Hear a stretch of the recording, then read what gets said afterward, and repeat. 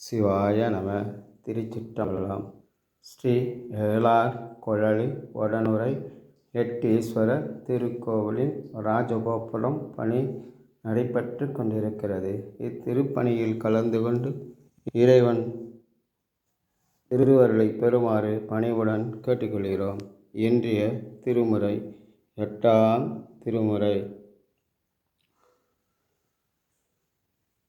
சென்று செய்து கொடுமையாற்பல சொல்லவே நின்று பல வினைகள் தாம் பல நீங்கவே சென்று சென்று தொழிமின் தேவர் பிரானிடம் கன்றினோடி பிழிசூழ் தனி குன்றமே